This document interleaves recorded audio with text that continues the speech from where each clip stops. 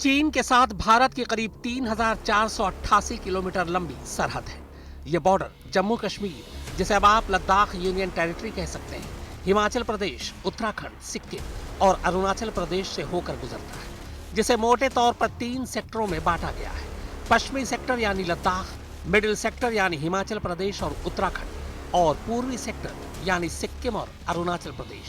इन 3 सेक्टरों के 24 इलाकों पर भारत और चीन के बीच विवाद है। इनमें खास तौर पर लद्दाख रीजन में 6 इलाके, हिमाचल प्रदेश के 2, उत्तराखंड के 2 और अरुणाचल प्रदेश के 14 इलाके शामिल हैं। तो अब सवाल यह कि एक बार सीमा का बंटवारा होने के बाद चीन बार बार भारतीय सीमा में घुसने की कोशिश क्यों करता है?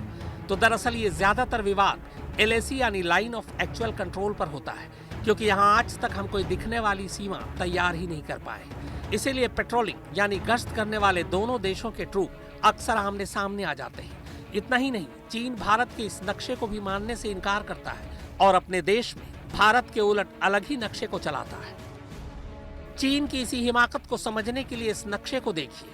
काराकोरम रेंज के दूसरी तरफ ये अक्साई चीन का इलाका है, जो है तो भारत का हिस्सा, मगर 1962 की जंग के बाद से फिलहाल इस पर चीन ने कब्जा जमा रखा है। इस जंग के बाद दोनों देशों के बीच एक लाइन ऑफ एक्चुअल कंट्रोल तैयार की गई थी, मगर उसके बावजूद चीन लगातार LAC को लांघने की कोशिश करता रहता है। ताज़ा मामला पैंगोंग लेक के अलावा गालवन वैली का भी है, जहां चीनी सेना की एक टुकड़ी 3 किलोमीटर अंदर तक घुस आई। कहा जा रहा है कि 1200 या 1300 चीनी सैनिक भारत की सीमा में दाखिल हुए। कुछ रिपोर्ट में ये तादाद 5000 के करीब बताई गई है, जिसके बाद दोनों देशों के सैनिकों में आपस में भिड़ंत भी हुई।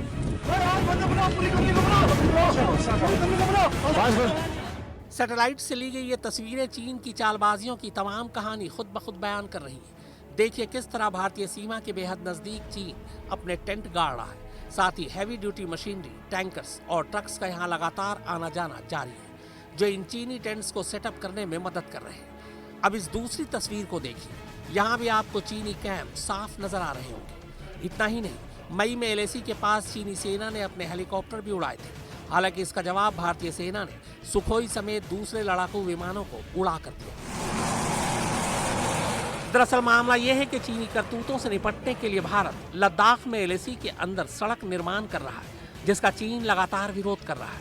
इसी को लेकर पिछले कुछ दिनों से दोनों देशों के सैनिक आपस में कई बार भिड़ चुके हैं। गालवन घाटी और पैंगोंग लेक से पहले सिक्किम के नाकुला में भी सैनिकों के बीच हाथापाई हुई थी। सूत्रों के मुताबिक गालवन घाटी में चीनी सैनिकों की तादाद को देखते हुए भारतीय जवानों को भी तैनात कर दिया गया है। खबर है कि भारतीय सेना भी सरहद के बेहद नजदीक जाकर टेंट गाड़ रही है, ताकि चीनियों की हर हरकत पर बारीकी से नजर रखी जा सके। फिलहाल पैंगोंग लेक, गालवन घाटी और डेमचोक के पास हालात तनावपूर्ण बने हुए हैं।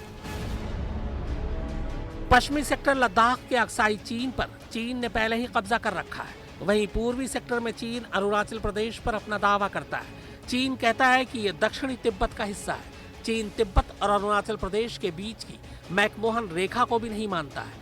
उसके मुताबिक 1914 में जब ब्रिटिश भारत और तिब्बत के नुमाइंदों ने यह समझौता किया था, तब उस समझौते में चीन शामिल नहीं था। मगर अब जब खुद तिब्बत चीन के कब्जे में है, लिहाजा वो इस मैकमोहन लाइन को मानने से इनकार करता है। इसीलिए LAC के साथ लगने वाले कई ऐसे इलाके हैं जहां अक्सर भारत और चीन के सैनिकों के बीच तनाव की खबरें आती रहती हैं। आपको बता दें कि चीन से लगने वाली भारतीय सीमा का न तो कोई मैप है और न ही कोई सरहदी निशान, बल्कि इन इलाकों को नाम और नंबर से जाना जाता है। इसकी एक वजह यह भी है कि इस लाइन ऑफ एक्चुअल कंट्रोल पर कई ग्लेशियर, बर्फ के रेगिस्तान, पहाड़ और नदियां पड़ते हैं। इसीलिए इनकी निगरानी करना बेहद मुश्किल हो जाता है। फिलहाल चीन से लगने वाले इन इलाकों की हिफाजत भारतीय सेना और ITBP के जवान करते हैं। इतना ही नहीं, चीन भारत के इस नक्शे को भी मानने से इनकार करता है और अपने देश के नक्शे में वो अक्साई चीन को अपना हिस्सा बताता है। उसने अरुणाचल प्रदेश का तो पूरा का पूरा हिस्सा ही अपना मानना शुरू कर दिया है। अब सवाल ये कि आखिर LAC यानी लाइन ऑफ एक्चुअल कंट्रोल को आज तक तय क्यों नहीं किया गया। दरअसल भारत ने तो कई बार चीन से लगने वाली सीमा के लिए नक्शा तैयार करने की मांग रखी, मगर चीन ही हर बार इससे बच निकलने की कोशिश करता रहा, क्योंकि उसकी नीयत में खोट है।